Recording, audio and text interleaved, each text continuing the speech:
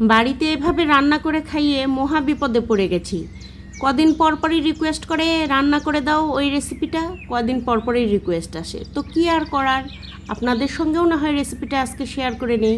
খেতে কিন্তু একদম দুর্দান্ত, অসম্ভব টেস্টি দেশি মোরগের এই রেসিপিটা আজকে তাই আপনাদের সঙ্গে শেয়ার করছি। আসসালামু আলাইকুম, আশা করি সবাই অনেক ভালো আছেন। কাছে দূরে যে যেখান থেকে দেখছেন সবাইকে অনেক অনেক শুভকামনা। তো প্রথমে এখানে 1 কেজি ওজনের একটি দেশি মোরগ আমি কেটে বেছে ধুয়ে নিয়েছি। ওই হয়তো বা 200 গ্রাম মতো লস গেছে, 800 গ্রাম মাংস হবে।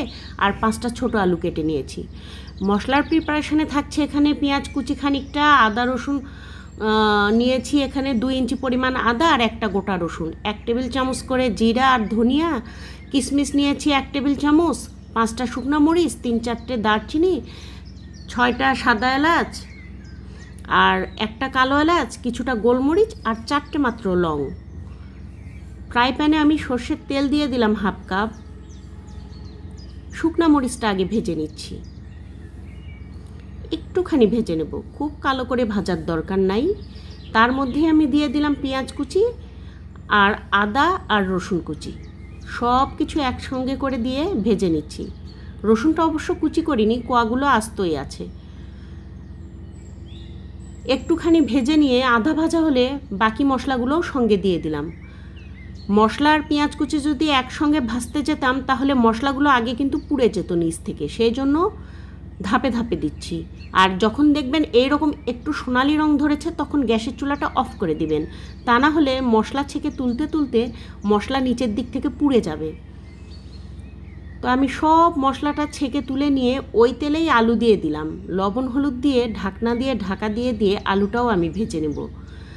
আর বন্ধুদের বলে রাখছি, আমার চ্যানেলটিকে সাবস্ক্রাইব করে পাশে থাকবেন। আর ভিডিওটি ভালো লাগলে লাইক কমেন্ট শেয়ার করতে যেন ভুলবেন না। আপনাদের মূল্যবান মন্তব্য আমাদের অনেক অনুপ্রেরণা দেয়, অনেক ভালো লাগে আপনারা কিছু লিখলে, মনে হয় যেন আপনারা আমার একটা পরিবার। আর এই তো মশলাগুলো ব্লেন্ডারে ব্লেন্ড করে নিয়েছি, এই ফাঁকে একটুখানি পানি দিয়ে মিহি একটা পেস্ট করে নিয়েছি। আলুটাও ভাজা হয়ে গেছে, তুলে নিলাম। এখন ওই তেলেই একটা তেজপাতা মাঝখান থেকে কেটে দিয়ে দিলাম আর কিছুটা পেঁয়াজ কুচি দেব। মোট আমার 6টা পেঁয়াজ লেগেছে এই রান্নায়। আগে 3টা ভেজে নিয়েছি, পরে 3টা ভেজে নিয়েছি। এগুলো ছোট ছোট দেশি পেঁয়াজ। পেঁয়াজ কুচি দিয়ে ভেজে নিয়ে ওখানে আর একটু সর্ষের তেল অ্যাড করে দিয়েছি আর গোটা জিরা ফোড়নে দিলাম। একটু রং ধরলেই পেঁয়াজে আমি হলুদ দিয়ে দেব, গুঁড়া মরিচ দিয়ে দেব, 1 চা চামচ করে দিয়েছি, লবণ দিয়ে দেব, একটুখানি পানি দিয়েছি যাতে মশলাটা পুড়ে না যায়। আর মুরগির মাংসটাও এখানে আমি দিয়ে নিলাম, একটু বড় বড় পিস করে কেটে নিয়েছি, সেটাও মশলার সঙ্গে খুব ভালোভাবে মিশিয়ে নিলাম। আর ব্লেন্ডারে ব্লেন্ড করে রাখা মশলাটা এখন আমি দিয়ে দিচ্ছি। ব্লেন্ডারে প্রচুর মশলা লেগে আছে, সেজন্য পানি দিয়ে ধুয়ে আমি মশলাটা এখানেই দিয়ে দেব।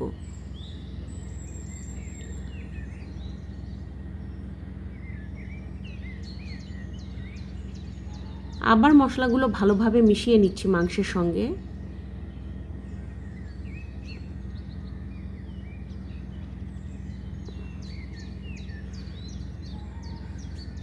মশলা ধোয়া পানিটাও দিয়ে দিলাম। এখন আমি আলুগুলো উপর থেকে দিয়ে দিলাম, দিয়ে ঢাকনা দিয়ে ঢেকে রাখলাম। কিছুক্ষণ জাল দেওয়ার পর এই যে অনেকটা মশলার পানি কমে গেছে, মশলা এবং মুরগিটা একসঙ্গেই ভুনা হচ্ছে। তো এই যে এরকম করে কষিয়ে নিচ্ছি, খুব ভালোভাবে কষিয়ে নিতে হবে এই পর্যায়ে। আর মশলাটা তো আগে থেকে রোস্টেড, সেই জন্য এত সুন্দর একটা ফ্লেভার বেরিয়েছে কি আর বলবো। আপনারা অবশ্যই এইভাবে একবার হলেও ট্রাই করবেন, খেতে কিন্তু বেশ লাগে। গরম ভাতে কিংবা পোলাও, রুটি, পরোটা সবটার সঙ্গেই ভালো লাগে। তো এখানে আমি কথা বলতে বলতে পানি দিয়ে দিয়েছি, ঝোলের জন্য একবারে পানি দিয়ে দিয়েছি।